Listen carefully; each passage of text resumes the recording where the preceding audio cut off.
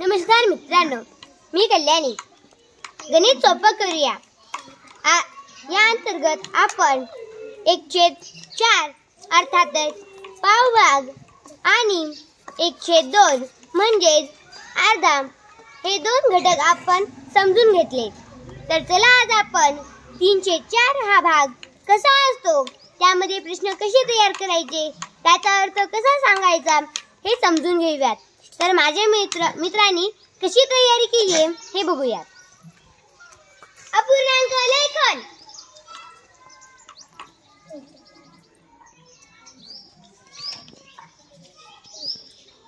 अपूर्णांक वाचन.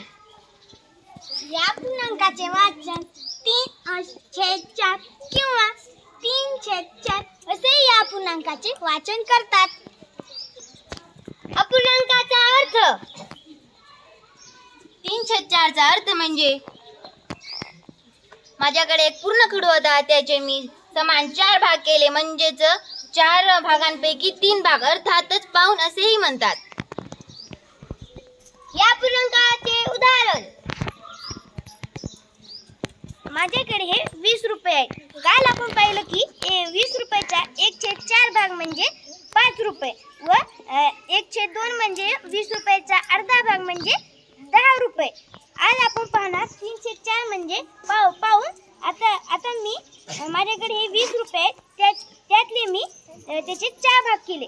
त्यापैकी मी 3 भाग म्हणजे 15 रुपये काजलला दिले व 5 रुपये माझ्याकडे ठेवले, म्हणजे मी काजलला पाऊण पैसे दिले.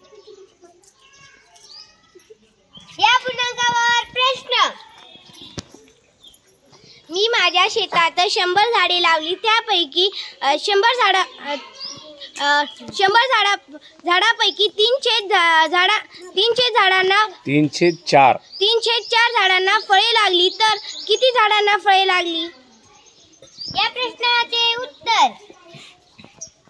कोमलताईने त्यांच्या शेतात 100 झाडे लावली, त्यापैकी 3/4 झाडे म्हणजेच 75 झाडांना फळे लागले. या पूर्णांकावरील प्रश्न. माझ्याकडे 20 बोरं होती, त्यापैकी मी जेव्हा बोरं खात होती तेव्हा प्रत्येकने मला 3/4 बोरं मागितली, तर मी प्रत्येकाला किती बोरं दिले?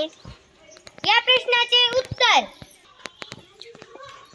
3/4 म्हणजेच पाऊण, म्हणजेच साक्षीकडे 20 बोरे होते, त्यापैकी साक्षीने प्रत्येकाला 15 बोरे दिले.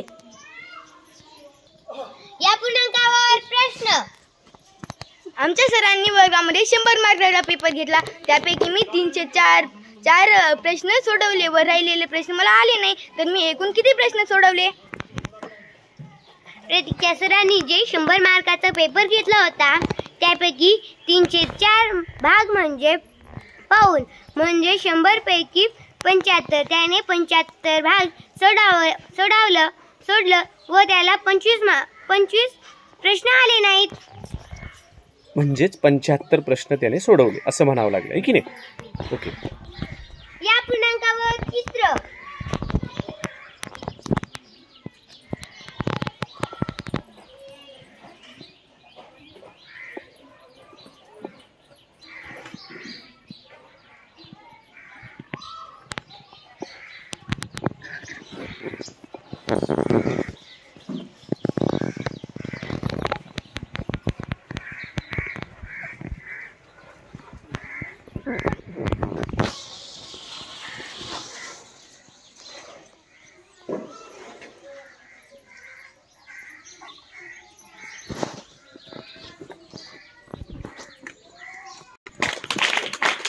मित्रांनो, अपूर्णांक ही संकल्पना जशी आम्हाला समजली आहे तशी आम्ही तुम्हाला समजून सांगितली आहे.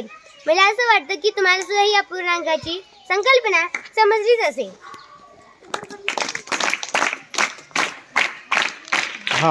विद्यार्थी मित्रांनो, गणितातील हे सगळ्या छोट्या छोट्या गोष्टी आपण सहजपणे अशा समजून जर घेतल्या, मित्रांच्या मदतीने आपले छोटे छोटे उदाहरण घेऊन जर समजवले, तर असे बरेचसे उदाहरणं आता यावरले आपण प्रश्न तयार करणार आहोत, आहे की नाही. प्रश्न निर्मिती घेणार आहोत. उद्याच्याला आपण पाव, अर्धा, पाऊण या भागावर तुम्हाला प्रश्न तयार करून आणायचे आहेत. आपल्या मित्रांनी जसे या अपूर्णांक धड्यामध्ये प्रश्न तयार केले होते बघा, तसे प्रश्न उद्याच्याला तुम्ही तयार करून आणायचे आहेत आणि त्याच्यावर आपण उत्तरं आणि इथं चर्चा घेणार आहोत. ओके, म्हणजे हा अपूर्णांक पूर्ण संकल्पना आपल्या लक्षात बसेल. चला, ओके.